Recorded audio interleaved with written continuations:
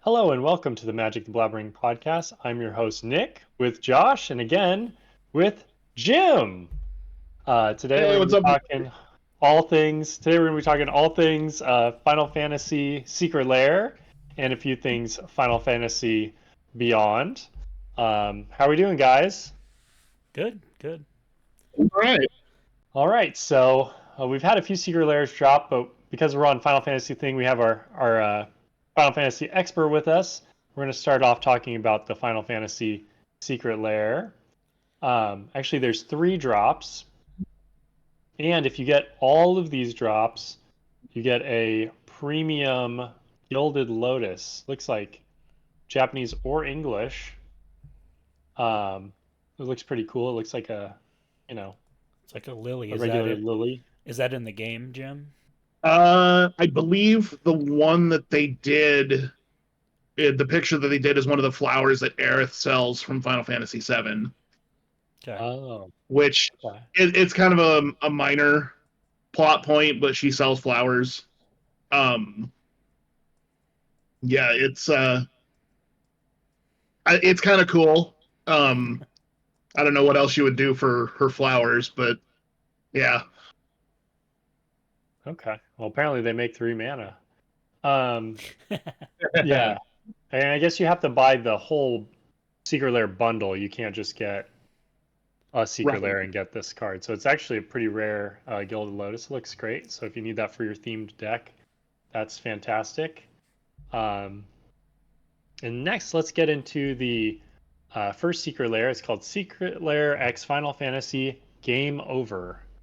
Um, and the first card is Spira's Punishment or Day of Judgment. Why don't you tell us about this a bit? Looks like it's depicting Sin from Final Fantasy VIII. Is that correct? I believe so. I'm pulling up the thing now just to make sure. Yeah, that's absolutely what that is. So from what I remember, it's been a bit since I played 10, but um, Sin is like this manifestation of all the bad that kind of the whole world does, and the summoner, in this case, it was Yuna. Um, they go through their motions and everything, and ultimately they're supposed to sacrifice themselves to Sin, and then Sin goes away for a while. Well, in Final Fantasy, and if no one's sacrificed, then like it's supposed to be like a cataclysm. So Day of Judgment is perfect for that. And in the game, they actually end up bucking the trend and they try to defeat Sin as opposed to just letting her get sacrificed. Okay. That's pretty cool. That's pretty awesome. Good lore behind that. That giant and Sin has been featured on I think 2 cards in the Final Fantasy set so far. So it's cool Yeah, I to think see so. some of its power being showcased here. Funny enough, I don't think either of those cards are white, but very cool. I actually just started playing Final Fantasy X just because of all this Final Fantasy talk, and so I got to see the opening to 10 where Titus is getting, um, you know, he's in the past and everything's blowing up. So this is kind of like hidden for me. It's like everything's blowing up. Where am I? Oh, I'm in the future now, I guess. Um, And I think they play that Blitzball metal song too during yes, the beginning. yes. Yes, it was fascinating. We were talking about how that game came out in 2002, and I'd be like, this would be blowing my mind in 2002. Nowadays, not so much, but it's been fun so far. Um, Next, we have Absorb into Time or Temporal Extortion. Um, this features one of the characters we talked about last time, I That's believe. Ultimacia, Squall, Renoa, and Irvin are all on that one. They're from Final Fantasy VIII. This is what made me excited for these secret layers because I feel Final Fantasy VIII has been underrepresented with this. You know, it's my I mentioned last time it's my favorite Final Fantasy game. This right here, this temporal extortion, the absorb into time, that is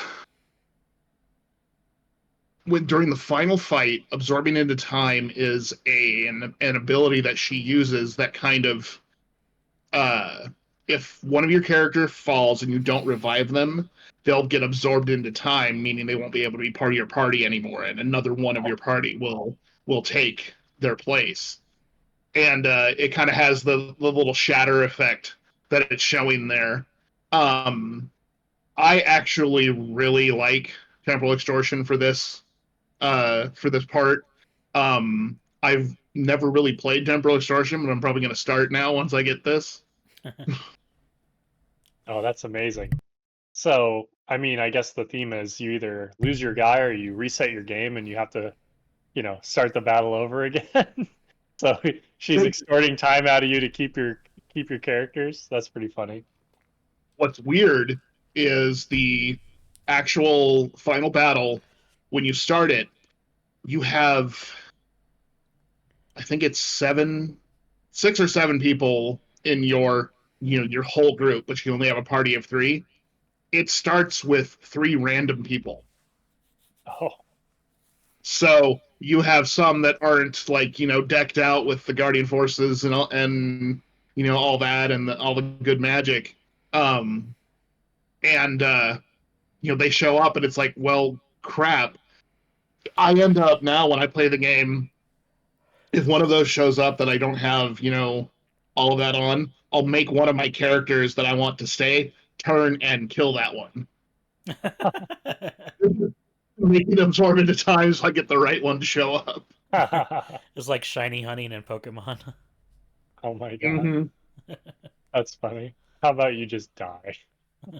Yep. Because you can friendly fire in Final Fantasy, I learned the other day. That's kind of hilarious. So you're just like, Bob, get out of here. I don't want you here right now. So yeah, so awesome. That's a huge flavor win. I would not have known. I was like, this would have been a random card, but it actually has a lot of use here. Next we have Merciless Poisoning. Some of you might know as Toxic Deluge. It looks like the guy from 6 is on this. I'm not just looking at the numbers. I'm remembering from all the cards you've seen over time. I'm starting to get it. The clown guy. Yeah. That's Kafka the Big Bad from 6. I'm actually not sure what this is depicting, but with him being kind of a, super bad guy, it makes sense. If he's poisoning a bunch of stuff, that Toxic Deluge would be the perfect card for that. Does the flavor text ring any bells? It says, "We needn't show mercy to those who side with the returners." No? It does not. I wish it did. Some of them have to be stretches, right? They can't all be 10 out of 10. Oh, yeah. I mean, I'm sure 6 is probably one that it has been probably 20 years since I played it. Yeah, so having that memory unlock instantly is a little difficult. Yeah. All right, next we have Unseat the Usurper, which is Praetor's Grasp. I'll read the flavor text on these, so maybe they spark some memory if you've even played the game. The throne brings you here. It seats only one.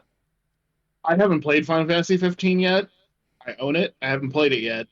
But I have a feeling, just from the look of this card and everything, it's probably one of the final bosses of the game. I would assume this doesn't come in the first couple hours of the game, I can tell you that. I know, I hear Sephiroth comes in the first few hours of the remake. Which isn't normal compared to the original game, so who knows. And then finally, Meteor Fall. I know this one is a big deal. Meteor Fall is Star of Extinction. What would happen if there was an injury that threatened the very life of the planet? So this is like a real big story moment piece, right? Sephiroth is casting the spell Meteor Fall, I guess.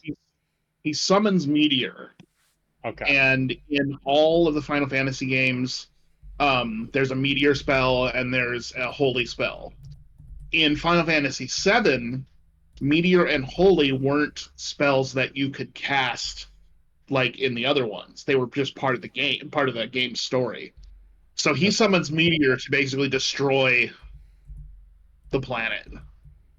And the reason he's summoning Meteor is because he's trying to get the planet to force its defense mechanisms, and that's where the weapons come in. Remember how I said that there were the two big things from Final Fantasy VII, Ruby Weapon and Emerald Weapon that you couldn't defeat, or and as a low level you had to.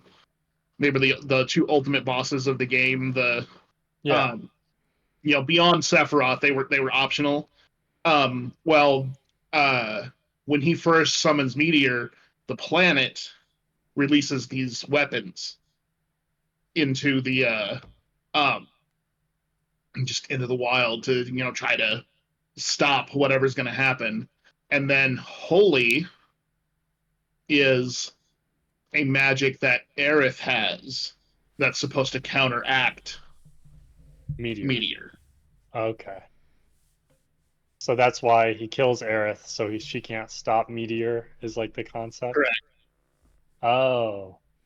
But I'm assuming Holy still popped off or they're all dead, right? So. Well, she has a materia that she keeps hidden that is the Holy materia. Oh. It's not the Lily? When she dies, it kind of is lost to the life stream. Okay. But at the end, when Meteor shows up, the planet's life stream actually comes out to combat Meteor. Oh, wow. Okay. Yeah. Final Fantasy VII, I'm hoping that the ending of the remake trilogy is going to make more sense than the actual game, because the game made me very frustrated with how many loose ends it left open. But yeah, it's that it is definitely a major plot point of Final Fantasy VII.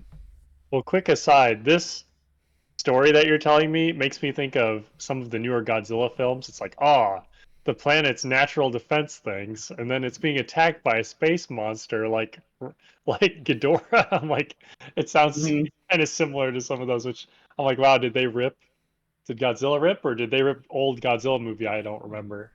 That's interesting. But fun. Okay.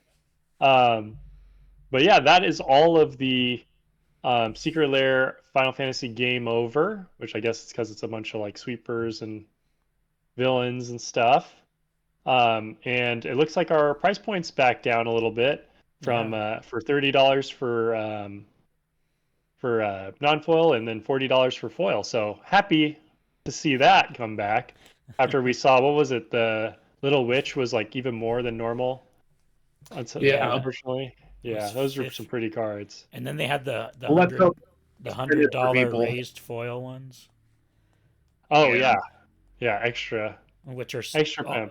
All those are still in stock on the Secret Lair website. So. Oh, good. They'll go on discount eventually. Yeah, hopefully. Yeah. I'm kind of like the professor and say that Secret Lairs ought to be print to demand, not limited printing. Oh yeah, 100%. Yep, I'm right there with you. That was always my take, but then I started selling them, and then as soon as I did that, they started goofing with it. So, because I'm lucky like that. Next up, we have Final Fantasy Grimoire. And you actually, I'll take over here real quick, just because there's a big theme with these 5 cards. It's a lot of the magic spells that you would normally find in any Final Fantasy game. So like there's Holy Arrow, Death, Thunder, and Curaga. It's funny because originally they would do like Bolt, Bolt 2, Bolt 3, Fire, Fire 2, Fire 3 for the different spells. And then they changed it to like Curara, and then Curaga. So Aura is like the second spell, and Aga is the third level spell.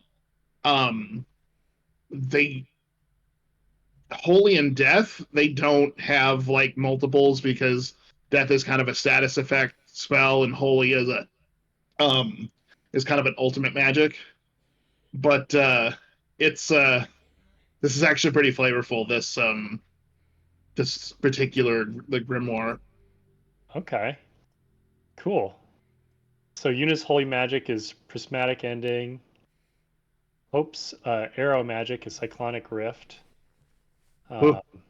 That's the big hit everyone's excited for. Yeah. Is Hope from 10? It looks like he's underwater. That's a 10 Hope thing, is right? from 12.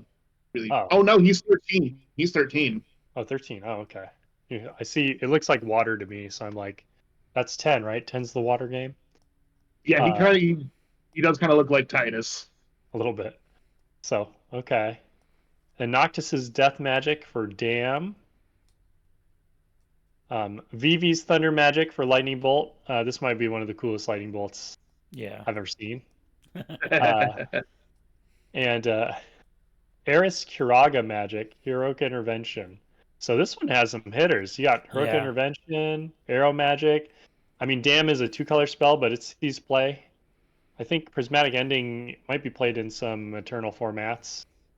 And then lightning bolt, the one, the perfect magic card in my opinion. Value wise, this I think is like a slam dunk. Yeah, I'm getting absolutely. These. I'm getting this one so bad. But as you noted, Kiraga, what is it? Aga. What are the suffixes for those? Like cure, then curara. Actually, it's cura. So it's not aura. It's so it's like Fira, Blizzara, cura, things like that, and then the third level is Aga. So Kiraga. Okay. Fira. For a second there, I thought you were telling me that heroic intervention was a middle of it. I was like, oh, what's going to come after heroic intervention? So heroic intervention is the ultimate green protection. I like that. Yeah. No, what's funny is it looks like, the heroic intervention one, Aerith's Kiraga magic, looks like it's depicting one of her major limit breaks, which kind of like heals everybody and makes them indestructible for a little bit. Oh, so it fits. It fits. Yeah. Okay. We're cooking. All right. So yeah, and then this is again with that good price point. So basically, I think the Chase Secret Lair we can all agree on. I mean, you see Cyclonic Rift, it's just like already in the cart. You see Lightning Bolt, you're like, oh, that's sick, extra bonus. Yeah. And then you're like, oh, and Heroic Intervention? How could we miss? With sweet art, unique art. I mean, clouds on that one. So I think all of these actually have value in it. Yeah. This one's definitely the most value, but this one's like screaming value. This one's like screaming mega value. The next we have, the next we have Secret Lair X Final Fantasy weapons. So I'm expecting some equipment here. Yuna's Sending Staff, Staff of the Storyteller. I want a quick aside on this one. I see this card. I haven't played this card a lot. I think it's a good card. I think it's definitely awesome. But I swear this card's gotten more printings and I see it more often than I've got to play with it or play against it. Have you guys ever actually played against Staff of the Storyteller? No. Honestly, the first time I've ever heard of this card was the Secret Lair. I read it a while ago and I was like, this card's pretty good, but I didn't have a deck for it. And I'll just read the card, you guys. It's 1 and a white for an artifact. When this artifact enters, create a 1/1 flying spirit token with flying. Whenever you create 1 or more creature tokens, put a story counter on this artifact. Pay 1, remove a counter from this artifact, draw a card. So it's like a 2-mana 1/1 that draws a card for 1 mana at worst. And then in a token deck, it's just like a draw engine. But it's a sweet card. It's a good card. I mean, if I have a token deck, I would probably play it. So it's funny to see such an iconic image. Like, this is beautiful. Like, if I was playing this card, I'm like, this is the copy I want. Oh yeah. It's funny to see that here. So maybe it'll get a little bit more love now that it's got a pretty girl on it. Um, and next we have Clive's Invictus Blade of Selves. You see Clive with his reflection in the sword. This looks sick. This art is like the Blade of Selves art of all Blade of Selves art, if you ask me. This makes me want to play 16, and I haven't done that yet. Yeah, it looks pimp. It is so awesome. And then finally, now this one is kind of funny to me. Cloud's Buster Sword, Umezawa's Jite. So awesome, but I feel like Jite hasn't been good in a while. Like, I feel like I wish this was like sort of Feast and Famine or something. Yeah. Like, honestly, this is a huge flavor fail for Cloud's Buster Sword. I mean, come on. Java's GT. Yeah. I mean, in a time, and so this is weird because I'm like, there was a time where like GT was like the best equipment of all time, like for a while. Like people would play GT in their deck when the old Legend rule like blew each other up. Like you play GT just in your deck to like blow up other GTs, and like it make a creature deck just pop off from nothing. And now just to see it after GT's kind of waned and playability, it's like kind of hit me a little sideways, you know. And I hate to say it because if you'd made this card like, I don't know, 10 years ago, everyone would be like, dope, best equipment ever, best equipment ever. And now it's like, sort of Feast and Famine is probably the most like recent memory, like, you know, epigenetic memory of like, oh, this was the good equipment, you know what I mean? So it's just feels a little wrong, unfortunately. I have such PTSD from Umezawa's Jit. There were so many games where the people had no business winning, but Umezawa Jit made it so. So that's part of. I think that's part of my thing is I have a bias against the card. But this would have been more flavorful even if it was just that the one we jokingly call Sword of a Chroma, but it's not. It's the Sword of Vengeance. Yeah, Sword of Vengeance. Yeah. The one that gives like +2/+0, trample and haste and first strike, I think. And Vigilance, yeah, that card's sweet. Yeah, that would have been perfect. That would have been fine for this. I mean, I guess GT is probably still living in cubes, right? So yeah. Well, and like, Umezawa's Jit or GT is like $10 or more still, and the Sword of Vengeance is what, 10 cents? Yes. So I guess in that respect, I'm kind of glad they went with the higher value card.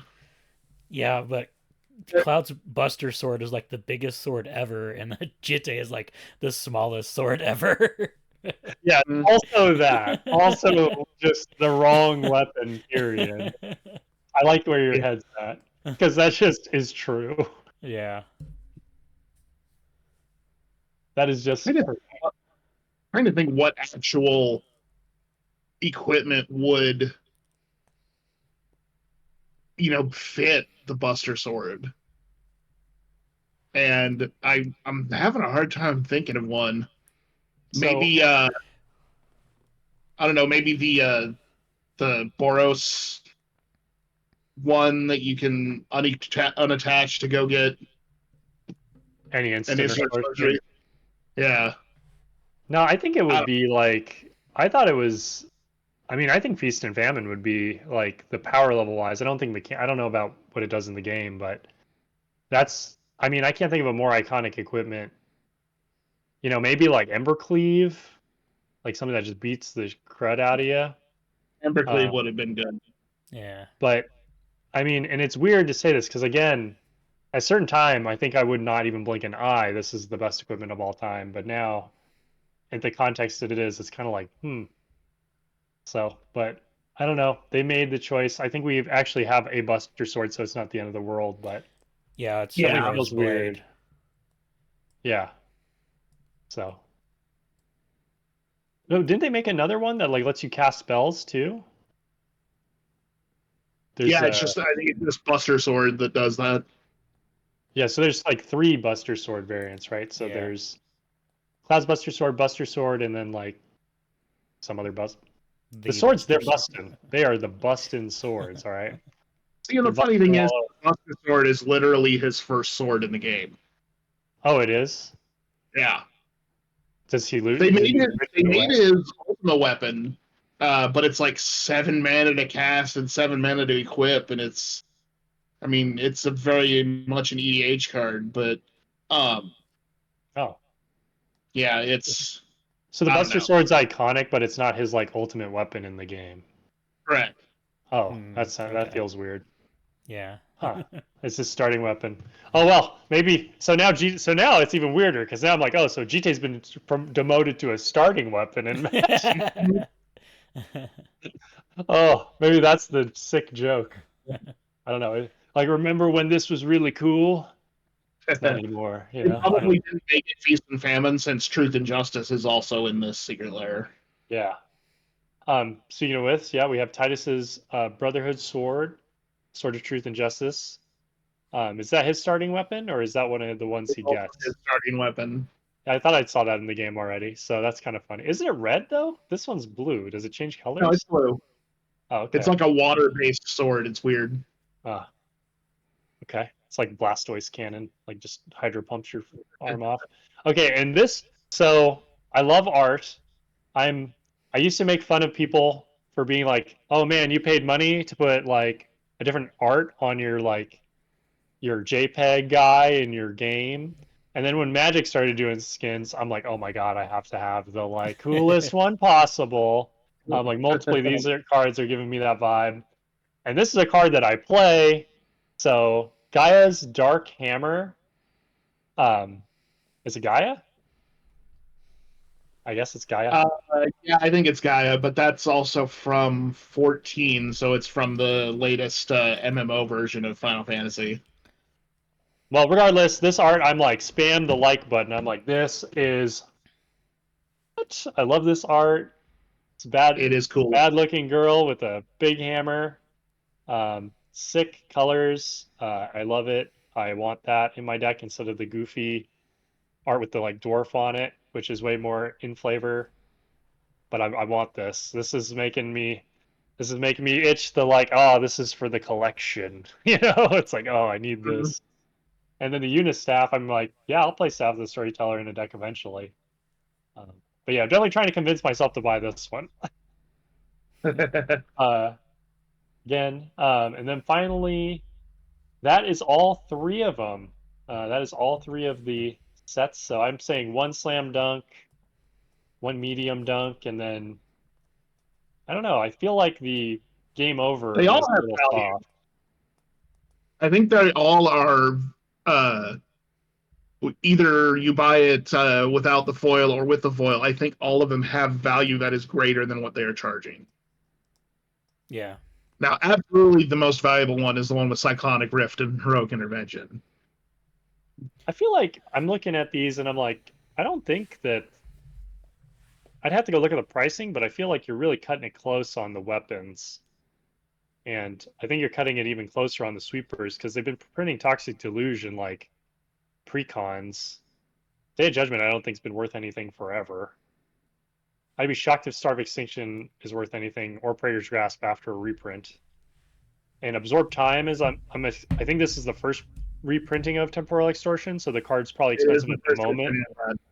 So it's like the most expensive at the moment, but like will probably be worthless after reprinting because like you have to be playing like what, mono black to play this card in Commander.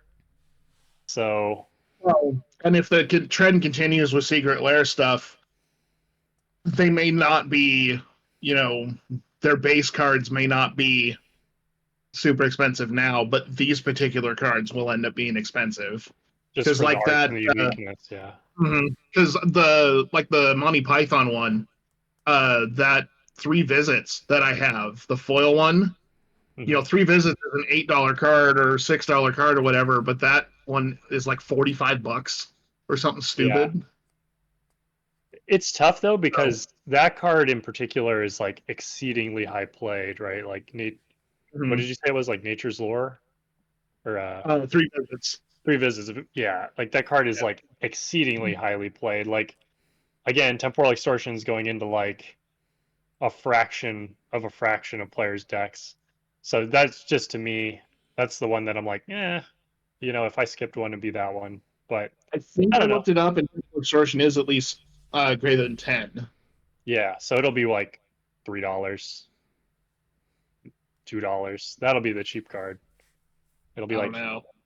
benchmarked on like this toxic deluge probably. I will say, out of the art of those 5, absorbing the time is the coolest one. But again, I'm partial to 8. Yeah, you're biased. Your bias is okay. It's gonna be Yeah. biased. I mean, this has one of the sickest arts. Like this Sephiroth art is like insanely cool, and so, and we've seen the infinite appetite of Final Fantasy players. So Yeah. so Yeah. Do we want to infinite talk value. about we want to talk about the bonus cards because they've actually said what the bonus cards are going to be. Oh no, I did not see that. Let's do that. So there's 3 of your like common bonus cards. You've got Feed the Swarm, Silence, and Forge Anew. Okay. And I don't know what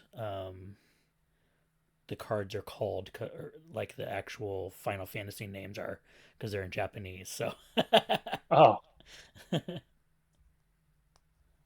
Oh, did they like just spoil a little bit of it? The only ones I could find were the Japanese. Oh, I have one. So Feed the Swarm is Primogenesis. It looks like it's an art from 14. Looks like a bunch of zombies or something. Yeah. What was the other card? It was Forge Anew. Silence and Forge Anew. Forge Anew. Ah, it's Armagear Unleashed. It looks like it's something from 15. Oh, that looks amazing. Yeah, Oh it looks gosh. pretty cool. Well, I know a lot of the protagonists in 15 have swords, so I think that's kind of what that is. And then Silence. I have no is- idea what that's depicting. It's from Final Fantasy 4. Horam Silence Magic. Oh my god, it looks crazy. Yeah. Oh, right. This looks amazing. What am I looking at? I mean, this looks like Final Fantasy before it like knew what it was, you know? It's like I don't have really an identity. Here's some goofy stuff. Yeah, so those that's beautiful. those are the common cards that you can get. Oh, okay. And then they've got a set of 5 rare possibilities that you can get. You've got Endurance, Solitude, Subtlety, Fury, and Grief. Oh my god. Yeah, so and that's the And full cycle of those cards, right? Yeah, that's all of them. Yeah. Isn't Grief is her summon Anima, which is a hard one to get. You have to do some special stuff to get it. What's the blue one? Shiva? It looks like. Oh yeah, Shiva. Is that Solitude? No, that one's Subtlety. Solitude's Subtlety. Subtlety. So that's one of the the beginning ones. 8 or the white one is Yojimbo. That's Solitude, right? Yeah. Yeah, that's Yojimbo. I believe the only like with Anima and Yojimbo, the only games they appeared in, I believe, was 10. The green one. Oh god, what was that one again? It's the Magus sister. Remember what the magic card is? Oh, that's Endurance. Oh, Endurance. Yeah, that's another summon, but that one actually is in an earlier game. I think it was 6. I can't remember. And then is it Fury? Yeah. Yeah. That is Ifrit, which is another one of the starting ones. Yeah, Shiva and Ifrit in all of Final Fantasy games usually get those within the first couple of hours. That's pretty cool. But yeah, that's actually kind of cool. I love the art on the Shiva. and the Ifrit. Those are cool. Yeah, so Honestly, the Grief looks awesome. those are the rare ones. Those are the ones that every 100 people get one of those or something. Oh my god. So those are going to be expensive. Yeah. Big dollar. Big money. Oh, we got to have something worth.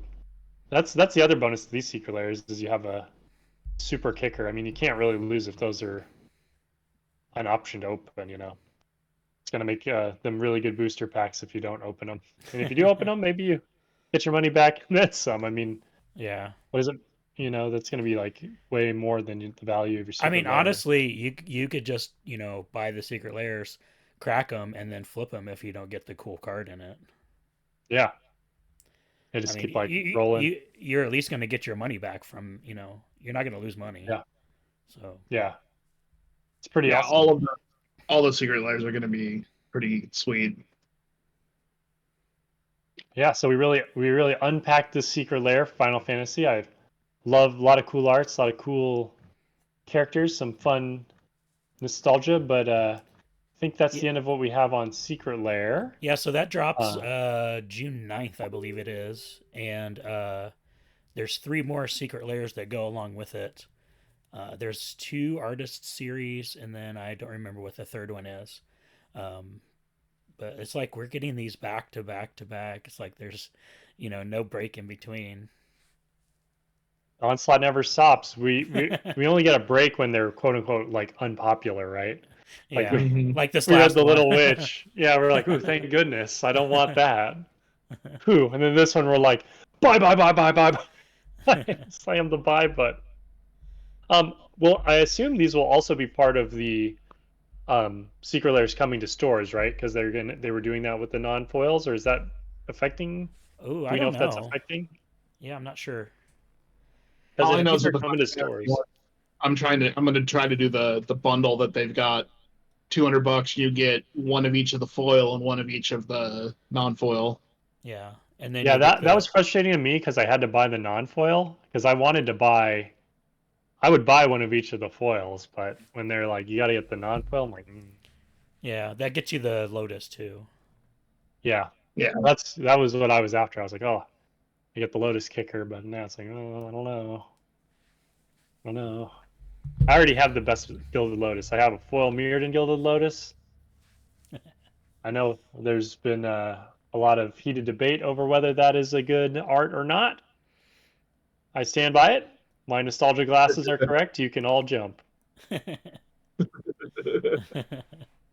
I honestly have only seen like one Gilded Lotus. This new art I like.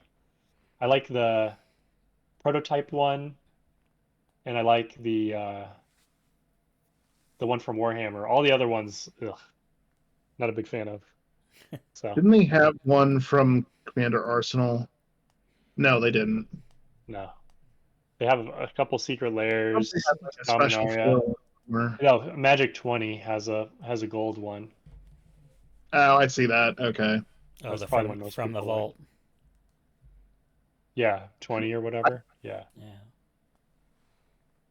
So. Yeah, that was the special one I was thinking of, was from the vault. Yeah. This card has so many like special versions, and it's like $1. I remember it used to be a $6, $7, $10 card when Commander was getting started. It was just like a ramp. Staple in early Commander. Yeah, that card was sick. When Commander was EDH. Yeah, that's right. Back in my day. Tell you what. So, Jim, you had a couple more cards I think you want to talk about that got released this week. I'm going to save the best one for last, meaning the one that I have the most to say about. But one of them that was released here recently is called Diamond Weapon. I have a couple of Discord and Facebook chats that I'm with some other Magic players, and when Diamond Weapon was spoiled, we were all looking at that and was just like, what the heck? It's an uncommon, 2 green and 7. It costs 1 less to cast for each permanent card in your graveyard.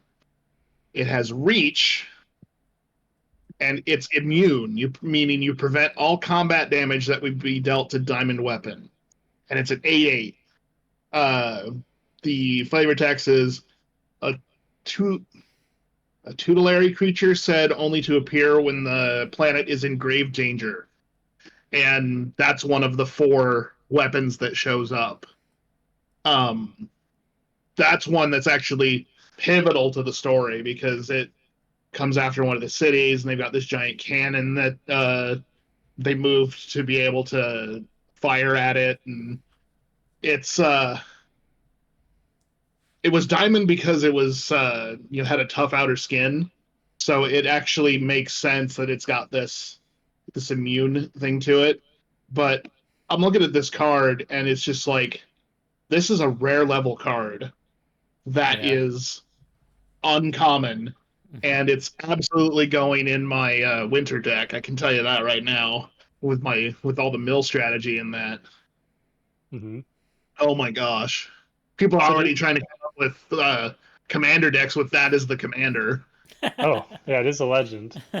So this, were you noting that this shouldn't be a uncommon, or you're happy with it as it is? Oh, I think it should have been a rare, just looking at what all it does. Okay. But if you look at the Final Fantasy set as a whole, there's a ton of rare level abilities on cards that are uncommon. Yeah. What was some of the other stuff that came out here? Like, so is the flavor with this card supposed to be like, stuff's getting blown up, so I come around faster and then I can defend, like, because it's permanents in your graveyard, so it's like, I'm getting a discount because stuff's getting blown up, and then I'm here to block the way. Is that like the flavor? I think the flavor is because the planet's in grave danger, so a bunch of stuff is getting destroyed anyway. Yeah. So that kind of hastens its arrival. Yeah, and it's green because it's a natural occurring thing. Yeah, but it's an artifact. Still, it's kind of, I like the flavor. It's kind of sick. Yeah, I wonder if they do Ultimate Weapon, Ruby Weapon, and Emerald Weapon, if they are all green legendary artifact creatures. It'd be weird if they were, but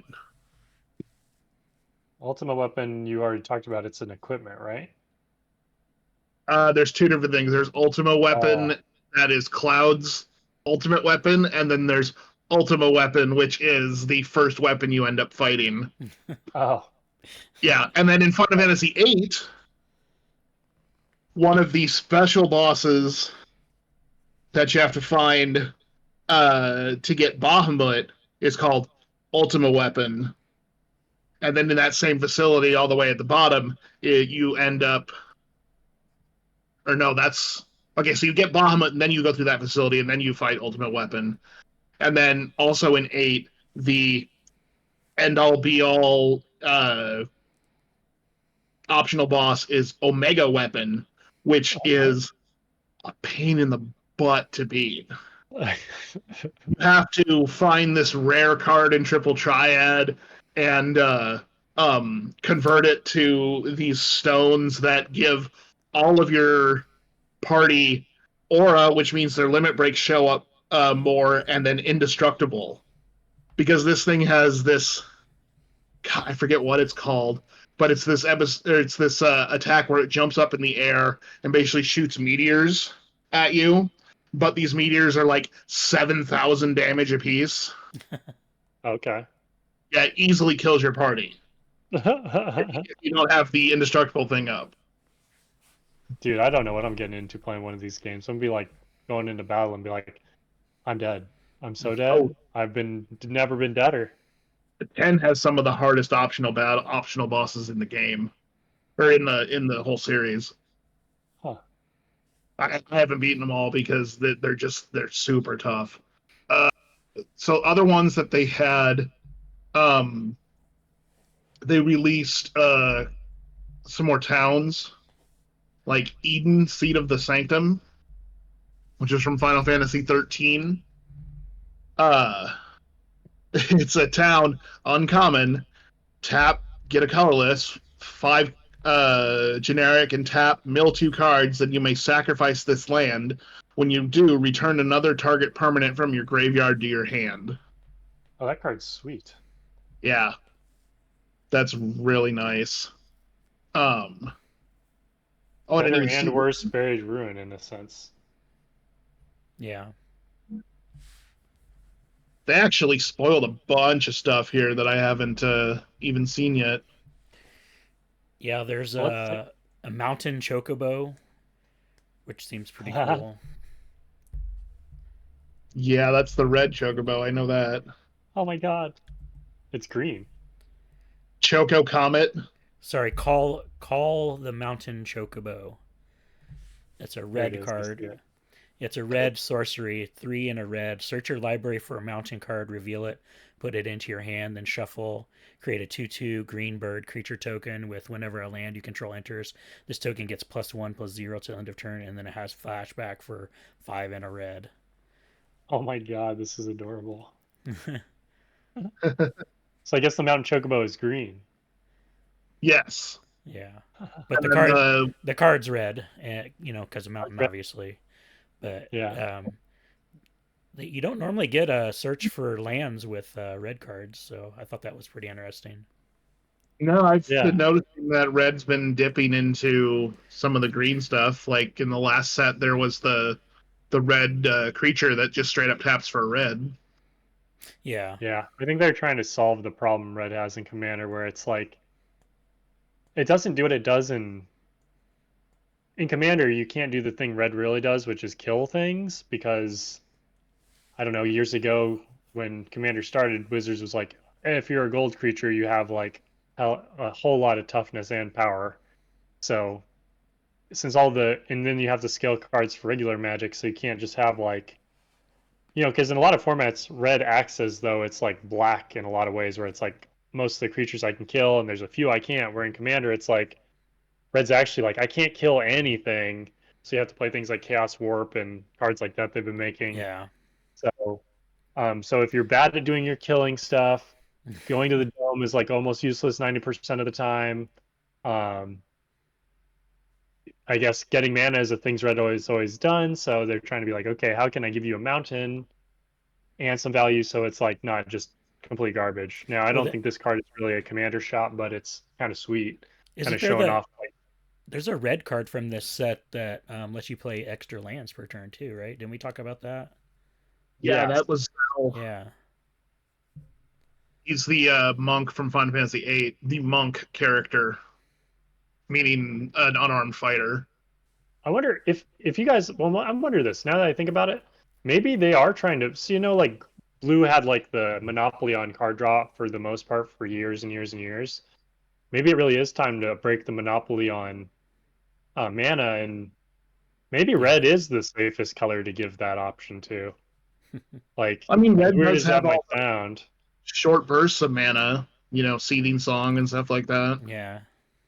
Well, and if like let's say you give like Explore to red or cards like that, like if you're a traditional burn deck, that doesn't really do anything for you, right? Like, so it doesn't exacerbate like 60 card format red, it's not like, oh no, Explore in red, like, oh no, the game is like so much different, where you just wouldn't play that card in a burn deck. So like maybe red just doesn't care the most and it lets them get to their top end and like makes synergize. I don't know if it synergizes more with green, but makes it more useful with black, as like a support color. So I don't know if that's where we're going. I mean, obviously this is a dip of the toe, but I would love that because red's my favorite color, and then I can play more red decks with more. I don't even need green, you dirty little boy. I do not need all that green man all the time. But I don't know. Good sign. I'm not against it. Yeah. I'm not Well, it against looks it. like Eight's finally getting some cards, more cards. We talk about this one, Memories Returning. Talk about twofold. One, let me all just read the card. 2 blue and 2 sorcery. Reveal the top 5 cards of your library. This is real interesting. Put one of them into your hand, then choose an opponent. They put one on the bottom of your library. Then you put one in your hand. Then they put one on the bottom of your library, put the other into your hand. And it's also got flashback of 2 blue and 7. Yeah. First of all, that is like one of the coolest ways of factor fictioning I think I've seen in a while. That's a real cool take on it. Like Final Fantasy aside, I dig this card. I think it's really cool. Yeah. And so what the art is depicting, it's showing a Squall and Sephi. Mm-hmm. Actually, I think her name is Selfie. And it was before selfies were a thing. Oh. And it's like Selphie. She uses nunchucks. But it shows them starting to remember their childhood. And one of the things you come to find out in 8, big spoiler here, everybody that's in your party ends up having forgotten the fact that they all grew up together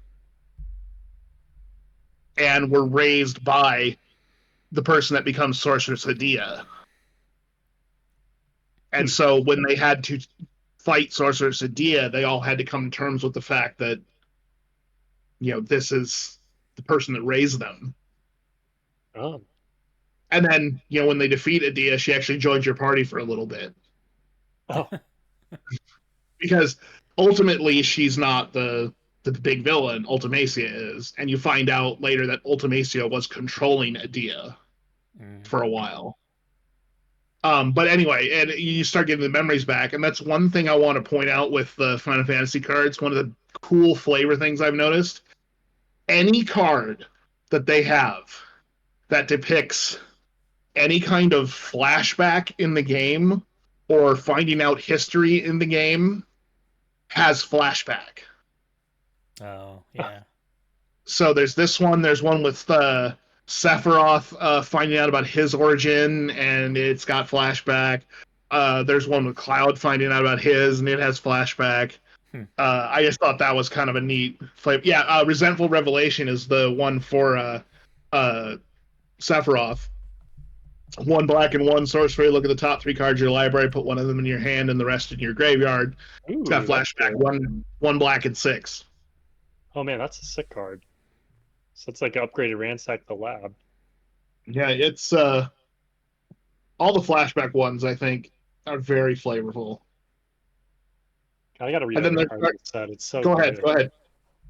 I just gotta read every card in the set because like so many of them are just like passive upgrades on things, and then all the sweet cards do like really unique things. Yeah.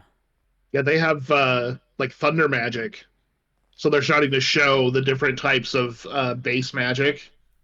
Thunder Magic is 1 red, and then it's tiered, so you choose 1 additional cost.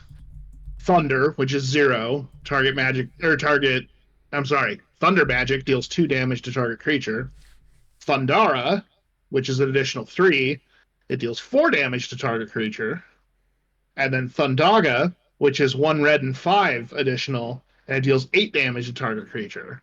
So not like the greatest, card in the world, but it definitely depicts, the different levels of magic that can come from, thunder or ice, blizzard, that kind of stuff. Yeah. I dig the flavor. The set, it's funny because the mechanics are leaning into some of Magic's best stuff too, like this is split just cards spree. and like this card's just the spree mechanic. Yeah, it's like already good, and it's like how about another variation?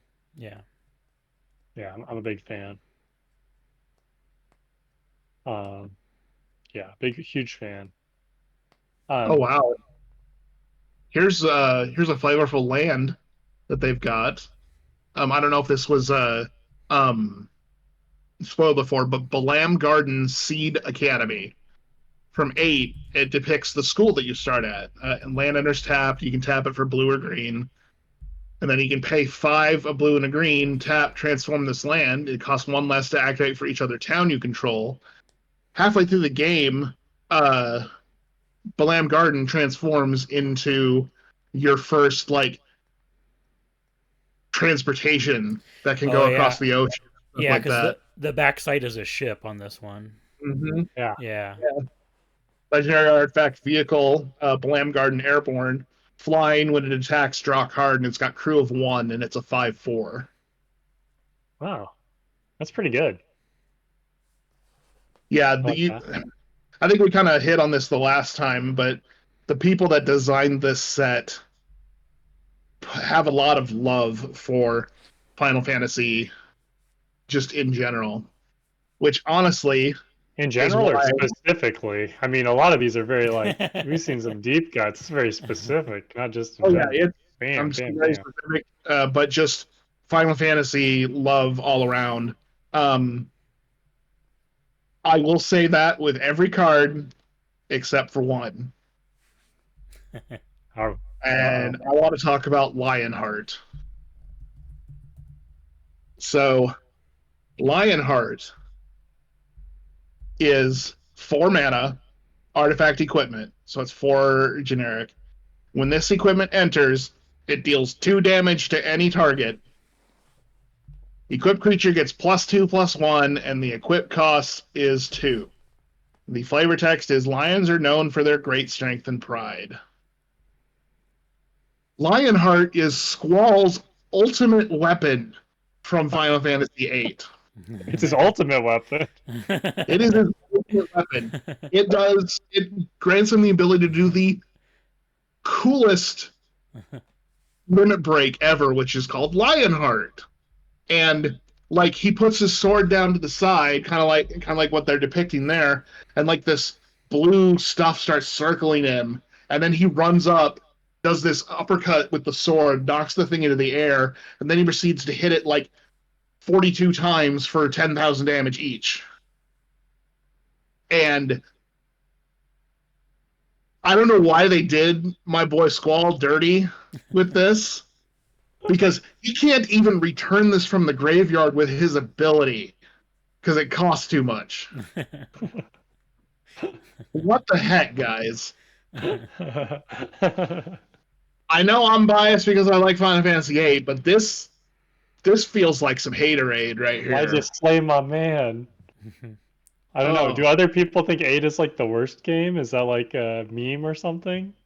Reason being, there is a mechanic in 8 that, they absolutely swung for the fences for this thing. 8 is the first Final Fantasy game to not have magic points to cast magic. What you end up doing is you draw magic from your enemies. And when you draw, you stock so many casts of that spell. So, like, you find a bug that has the Blizzard spell. So you draw, as many as you can. You can hold 99 of any one spell. Yeah, and then when you cast it, you use one of those and you'll have to draw it back. Well, also, Final Fantasy IX, you junction magic to the different stats that you have, like strength, agility, blah, blah, blah, blah. And whatever magic you junction gives it a boost. So, like Ultima, if you have 100 of those and you put it in strength, your strength's maxed out. You put it in your elemental defense and you don't take any elemental damage anymore. And then you can have other magics that you add on top of that, and you actually absorb elemental damage where you get healed if somebody tries to like fire you. The problem is the drawing gets a little repetitive. Sounds and you like have it to would. pay.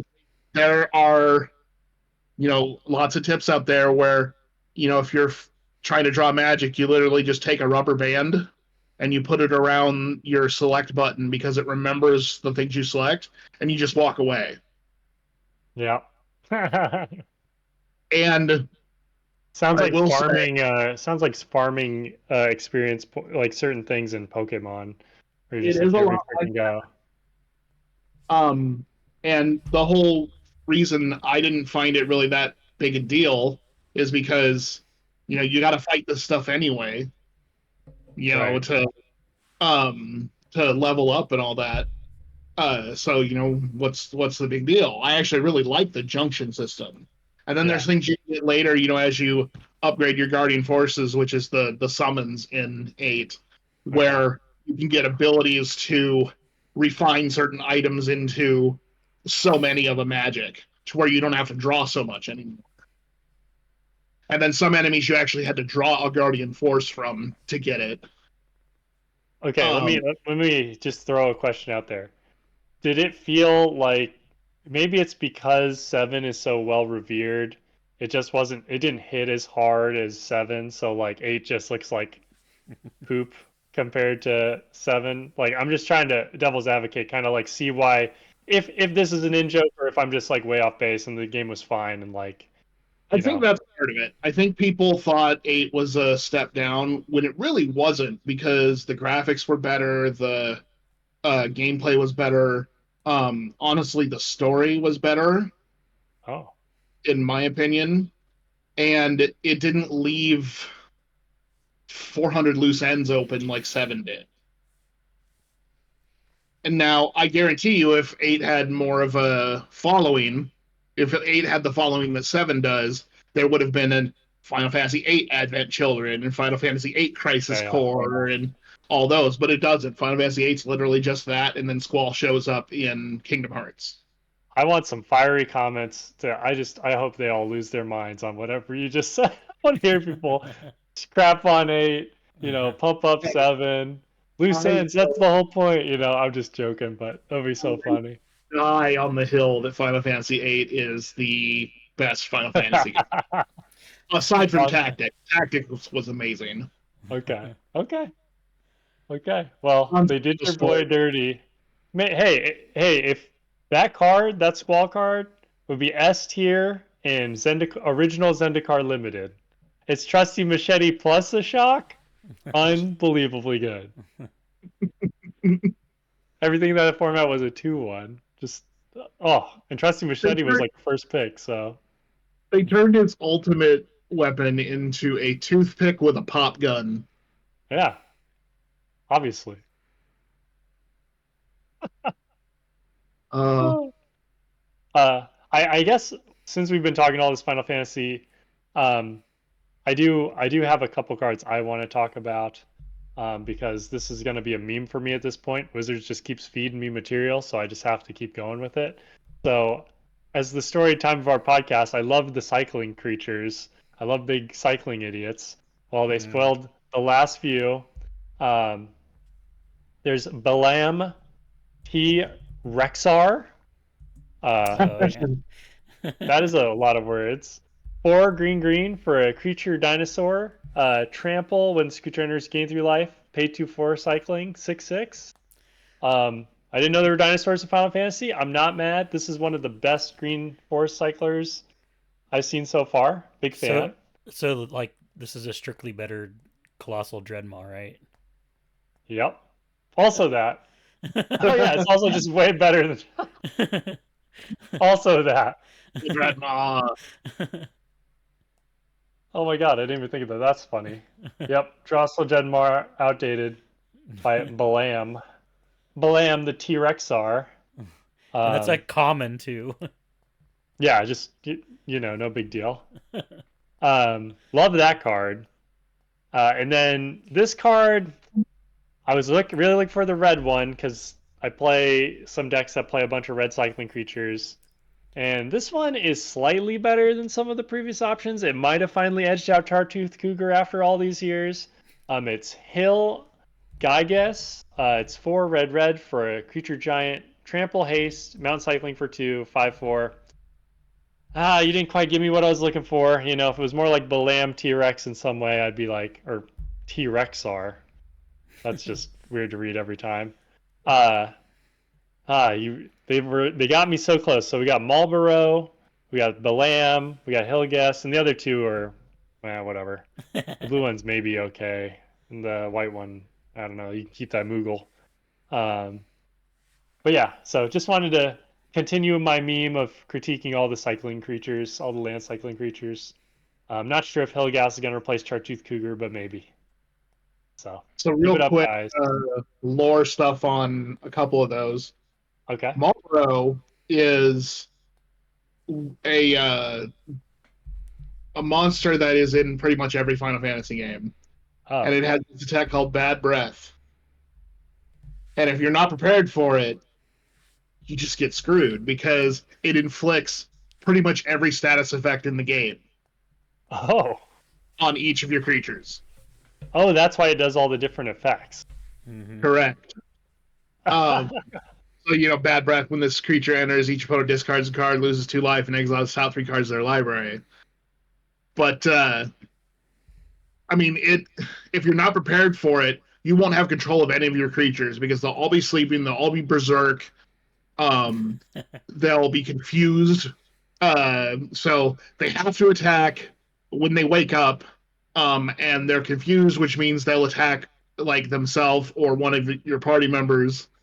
So you have to have at least one person that, even if he's got poison and all this other kind of stuff on it, that you can control, that has an ability to either use the remedy thing that gets rid of all status effects, or there's a guardian force ability called treatment that can do it. If you don't have that, you're gonna have a bad time. Oh my god. So you're Yeah, telling me this card got done dirty? I already like this card, but I'm like, this card could have been way crazier. oh yeah. There's Marlboro, and then there's Great Marlboro. Great Marlboro Oh. are usually the harder ones, but in 8, anytime you go up against a Marlboro, oh, sheesh, those things are nasty. Wow. So you're telling me that And for a couple of the weapons, for a couple of the ultimate weapons, you have to have Marlboro tentacles. So you have to farm these things at one point. Oh god. So you literally, so they could make another one and it would be like goad all the things and like put a bunch of status conditions on all the creatures. Oh. Oh man, what if it gave like your opponent's creatures infect or something? Oh man, they could do some funny stuff. Yeah, they definitely had to um power nerf the Marlboro in the translation between Final Fantasy and Magic, or else it just would have been ridiculous. Well, we might see a greater Marlboro one day. I'm glad we had this conversation. Maybe we'll remind some Wizards employees that that's a thing. It'll be like all the weird beholders we get. I like that. Oh yeah. And then And that's Balam T Rexar. Earlier in the game of Final Fantasy VIII, you end up going through a training thing where you get Ifrit, and you already have Shiva at one point. And then the person that is your teacher, which is only a year older than you, um, after that dance that we talked about in the last one, has Squall meet up with her in the training facility. And she talks about how there's a T-Rexar that runs around this thing, and sometimes it's better to just run, which is the flavor text of this. And one of the big things you have to do is you have to be able to beat this thing with just Squall and his teacher Quistis. And it's funny because she brought him there because there's a part of the training facility that like the students go to be alone, and it's like a makeout point and all that kind of stuff. But she went there to kind of explain to him that she got fired as a teacher, and she's like pouring her guts out, and he's just like whatever. So you kind of figure out that she's got a little bit of a thing for him, but he's not having any. He just dense. Yeah, well, that and he's very aloof, very loner because of the memories that he does have. His sister left him when he was 5, and he was alone from that point on. But yeah, she's literally like pouring her guts out to this guy, and he could care less. And then they fight a T-Rex. R. That was after they fight the T-Rex. Oh, they were emotional after that. I see. Yeah. Nothing like a big dead pile of meat in front of you where you're like, I gotta spill my guts out. When I first beat that, maybe that's a thing. Is like the conversation was large but dead to begin with. You know. Yeah, when I beat that thing for the first time, that was a huge accomplishment. Oh, okay. And I don't know why it's called Rexar. Yeah, that boggles my mind, but it's fun to say. I want to just say Balam T-Rex, and it's like Balam T-Rex are all right, whatever. Try. At least it doesn't say creature Rexar. Yeah. Oh my god. Then everyone will be like, it should be a dinosaur, damn it. Well, cool. Well, I think that's all the cards I had for today. Is that all the ones you brought for today, James? Yeah, that's pretty much what I wanted to talk about. I needed to talk about Lionheart and get that off my chest because they did my board dirty. And then how far away are we from the pre-release? Is it not this week or the week after? The week after, June 5th, 6th, 7th, I think. Oh, wow, Yeah. big times. We're Yeah. hoping we're going to get our pre-orders. I've heard there's some instability in the pre-order game. Like there was less supply than what the demand was. So hoping my pre-order goes through. If not, I guess I'll have my $500 back. So, I've ordered from, I think, 3 or 4 different places. 2 of them I know, and 2 of them are like first time that I've used it, but people online said it's a legit place. So I'm hoping I get mine. I don't know. Fingers crossed. I haven't ordered anything for this set. Oh. So, yeah. You're protesting? No, it's just, I mean, it's not my vibe. And I figure, I'll wait and hopefully, the market gets flooded with second and third printings and, we'll get normal prices and, or, just buy singles. I do want a few bundles, just because, just for my shelves, but really, doesn't really matter to me. I'm going to get some collector boosters and stuff from Vegas with our package there, but nice. Yeah. So, I think for people who are interested in this, I know it's like kind of sketchy because you're like, how can I can't get my product? It's hard to get product. The cool thing is, I do believe this will be opened a ton. So all the collectors boosters will be worth so much money that they'll all get busted. So you'll be able to actually get your cards probably for a few months at a very reasonable competitive rate. Maybe not the version you want, but if you're like just trying to play the game, I think the cards will likely be flooding the market so people can get their high investment value back. I mean, you're talking hundreds and hundreds of dollars a box. So, all the buyers and sellers are just going to be like in and out, hoping to bust like some of those chocobos or other super premium cards. So I can't imagine singles will be high for long. I really hope they do a second printing because, with it being sold out already and has been sold out for months, they need one. Yeah, so they won't. I do think that'll happen for the non-collectors boosters. I think that will be plentiful, just like Lord of the Rings. That's always their stance, is they will never reprint collectors boosters. For the main thing is because they have the serialized cards in them. So the second printing is never going to have those serialized cards. So they never reprint those. They don't reprint bundles normally either as well. So those are the 2 products that you can bet that won't be reprinted. Safely. Yeah.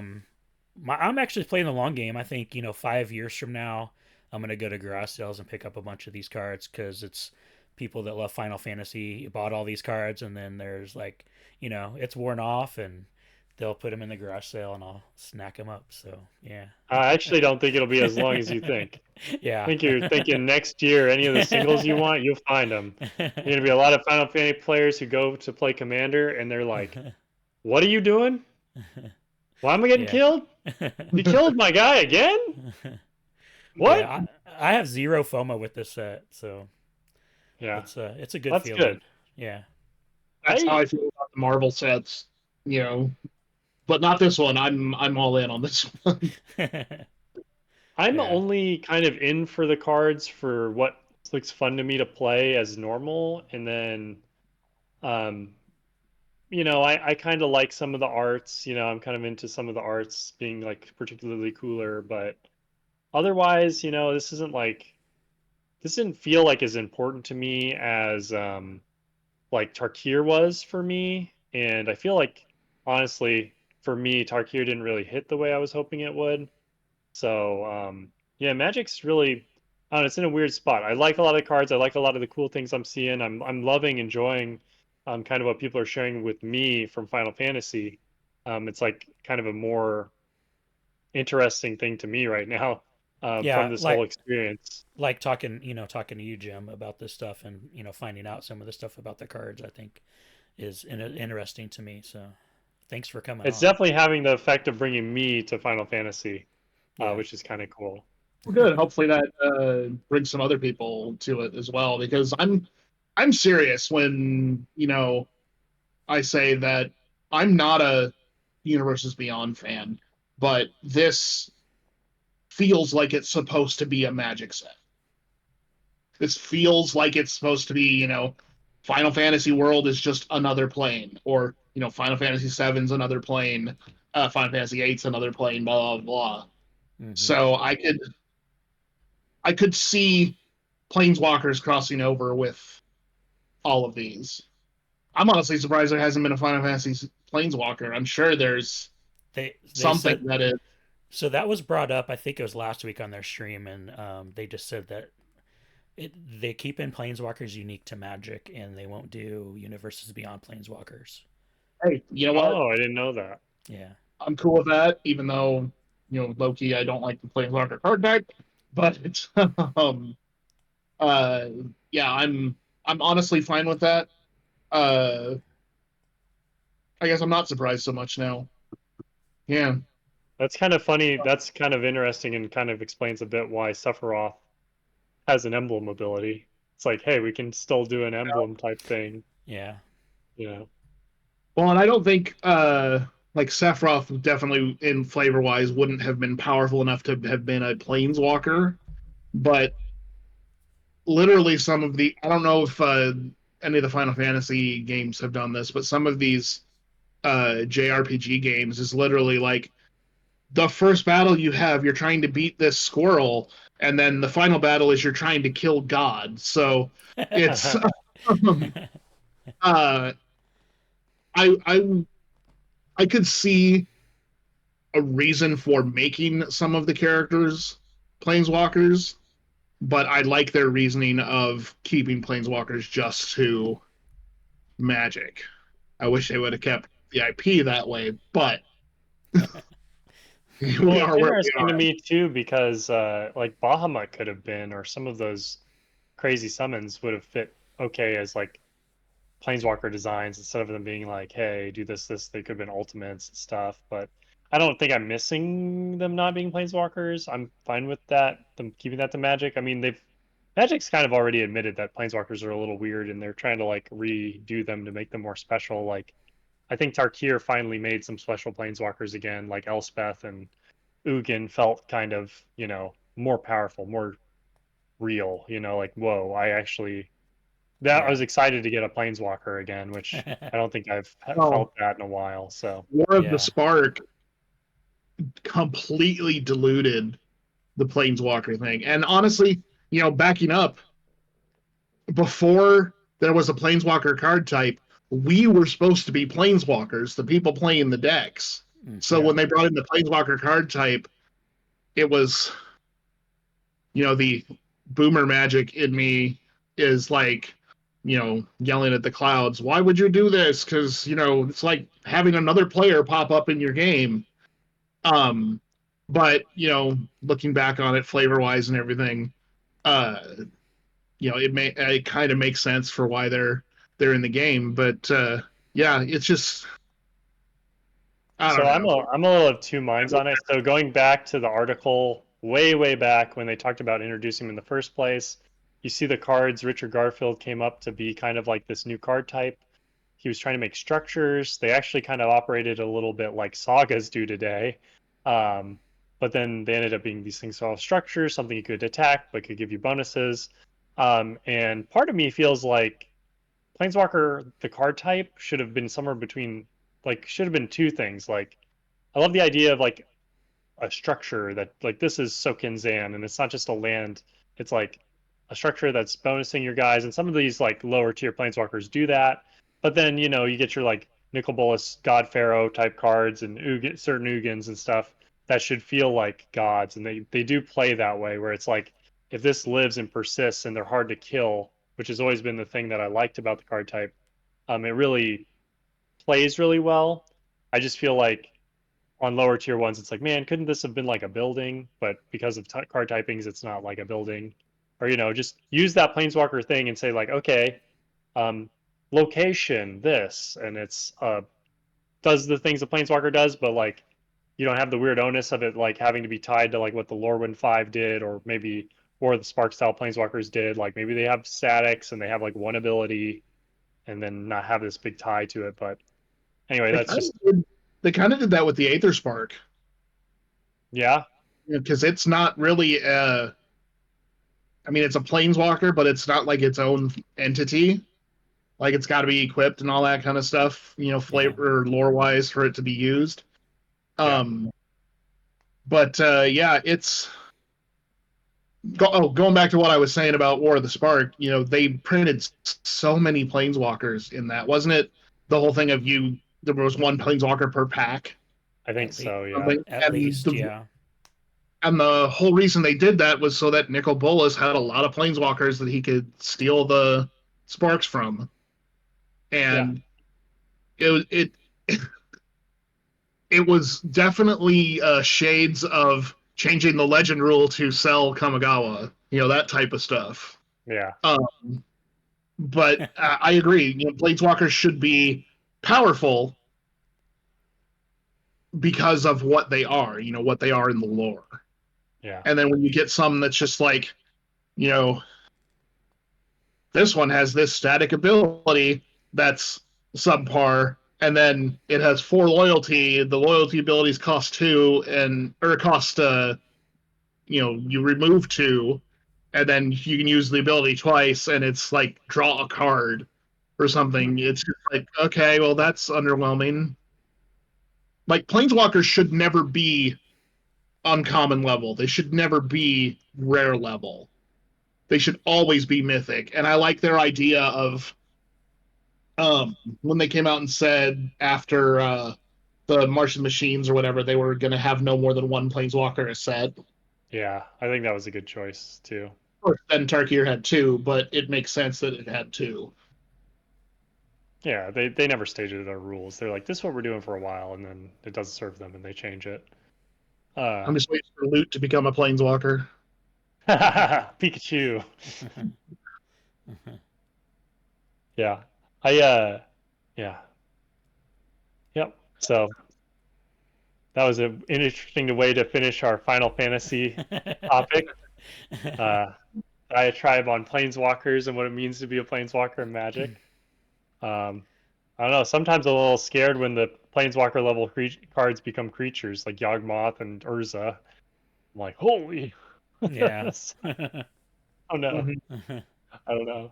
All I know is I'm happy. This set hasn't given me a lot of, oh my god, I don't want to play against this vibe, and I'm very happy about that. I'm happy when Magic's not like, you know, shooting me in the face with like a card that's gonna be like unfun to play with for the next forever.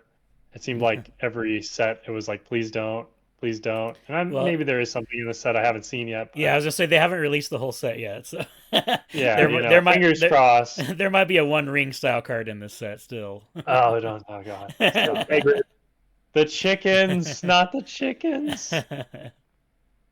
God, that was like I think Lord of the Rings would have been great if they just didn't like do that, but. Yeah, but in the lore, the One Ring had to be powerful. Yeah, but they learned that lesson. They learned that lesson before. They've always learned that lesson.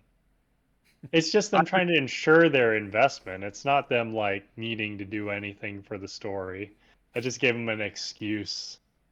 I understand why they did it, but it's like this card is too powerful. Way back in Zendikar, they talked about this. They had the longest span, I think, in Magic's history with no bannings. It was like, for standard, it was like Ravnica to like Zendikar 1. There was not a banning in standard. And then finally they were like, World Wake Forward, they were like, well, we need to crank the volume up. They're like, this is going to be Jace. We got to make him good. Followed by the Sword reprints, which they're like, we got to make him good. It's like, guess what? If you got to make it good, it's going to be good. And they obviously don't know how to thread the needle a lot of the time. And honestly, nowadays, what's really obnoxious to me is I know they know better with how many cards they design and how many they do. It's just like, come on, like I It's don't know. it's the whole power creep thing. It's, you know,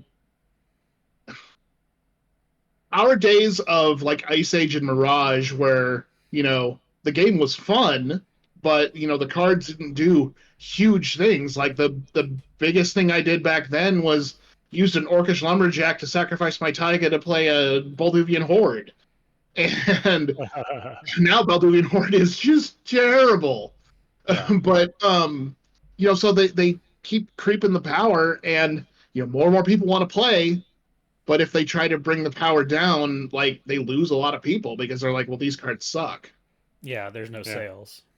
Yeah, they have I don't know, because a lot of I don't know if the reason Lord of the Rings was the best-selling set was because of the One Ring. I feel like that isn't necessarily always true. Like some of our sets of Magic that were the best sets of all time, I don't think were like benchmarked on a particular power level spike. Now that might be wrong, but I don't feel like Lord of the Rings would have been an awful selling set without the One Ring. I don't feel like this set I still don't think there is one of those cards, and I think it'll sell itself on its merit. Like it looks fun. The cards are fun. It's Magic's best when it's just selling you fun cards, fun experience, fun gameplay. In my mind, I mean, if you're a tournament player, and I think they've even known for years, tournament players don't exactly drive sales either, because I think it was during the Time Spiral era, they noticed that their tournament attendance went up, but their sales went down, and they were like, what? What do you mean? Our gameplay is obviously getting better, but our sales are down. So what's happening? So it's always something to do with how fun the cards are, I think, at the end of the day. And these Universes Beyond can sell themselves on lore that people already invest in and they're identifying with. Actually, today, this is very relevant. I was at work and I was talking to one of my friends and he said he played Fallout, and I was like, "Oh, you play Fallout?" I was like, "Oh, we might need you in the future for our podcast." He's like, "What are you talking about?" I was like, "Oh, we do a Magic podcast and they made some Fallout cards a while ago." And he's like, "Oh, really?" And then we had this whole conversation. So now I'm telling him about Magic. He's telling me about Fallout, this like nerd share. So I'm assuming this is what it's all about. But it was cool. He lit up. I was like, Dog Meat? He's like, yeah, like Liberty Prime. He's like, oh, is it all from Fallout 4? And I'm like, I have no idea, man. I don't even know what games these are from. So I'm like, probably not only Fallout 4. There's like 4 decks. I'm sure they're from like different Fallouts. So he's like, the what's his name? The casino guy. He's from New Vegas. So yeah, there you go. Yeah, they've got all the different games represented in Fallout, and I've been having the same conversations with people. They know that I am into Magic and have this YouTube channel and everything, and like in the last month I've had no less than 5 people come up and talk about Final Fantasy that these people weren't Magic players, and they're like, hey, what do you think about these new Final Fantasy Magic cards and stuff? So. Yeah. So they know what's going on too, yeah. Yeah. I mean, we have a couple of Final Fantasy players in our group who have been like, we're getting boxes. I'm like, but you don't even play Magic. Like, what's going on? Yeah, I'll like, see. We need guts on. I'll see you at your garage sale in a year. Exactly, right? Well, that's the good thing about Universes Beyond. If I have to find something that's good, you kind of hit on it. It's the whole geek sharing. It's the geeks of one flavor sharing their passion with geeks of another flavor. So I mean, in that respect, yes, it's Universes Beyond is a good thing. But I'm looking forward to Final Fantasy the Final Fantasy Magic set, and I'll probably lose my house if they ever do Master of the Universe. But Universes Beyond is flavored for whoever it's for. Yeah. And like Marvel. I love Marvel. I just don't want it in my Magic. That is the weirdest one I think so far for me also. It's like I like Marvel, but like it ain't hitting. Like Yeah. it is super not hitting for me. And I don't even get it because I'm like I love these characters. I'm just like I don't know. And they're going to do multiple sets of it. Yeah. Literally the first one we get is just Spider-Man. Are you kidding me? Yeah. That means we're probably going to get an Avengers one, or we'll just get a straight Thor one, or something like that. I think we're gonna have a stark fall off on that. I personally think it's gonna be a lot less popular than they're expecting. I think it is too. But I don't know. If they did this, if they went all in on Marvel when Marvel was hot, I think it would have been smart. But we are like past the hot. We are way past the hot on the Marvel. So I'm like, I'm sorry for your timing, but like they knew Final Fantasy was going to pop off. I feel like they knew that. But I don't see some of the other ones hitting as hard. Not that they need to. They also have like universes beyond, or our universe within space set is next. So I think that's when we're gonna dip the toe into space. So as long as it's not Star Trek, if it's anything Star Wars, I think that's the next big one. We were having this discussion the other day. What's the next big thing that could top Final Fantasy? Somebody was like, "Oh, Lord of the Rings 2." I'm like, "No way!" Like we already bust that nut. And it's like, okay, so what's it gonna be? And then I was like, Star Wars, I can see it.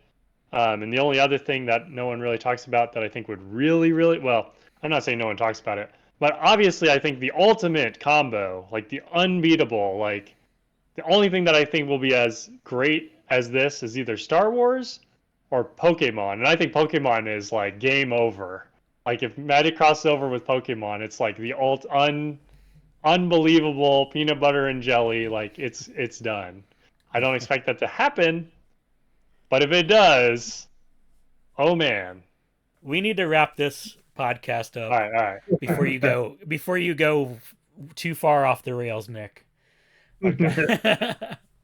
So, do you guys have any last words? Pokemon is coming. Get out of here. Support the Magic IP stuff so that they know that we still like Magic IP. Yeah. Please. I'm saving my money on this Final Fantasy stuff. I'm gonna buy Edge of Eternities, and I don't Spider-Man and Avatar. I'll probably pass on that too, but oh God, I forgot about Avatar. Lorwyn. yeah, Lorwyn. Hopefully soon. Fingers crossed. Dominaria 3. All right. Well, we're going to be off next week. I'm going to be on vacation, and then we'll come back, and then right after that will be MagicCon Vegas. So I am looking forward to that with all the Final Fantasy stuff there. So we will see you guys next time. Don't forget to like, shower, and subscribe. Peace. All right. Thanks for having me.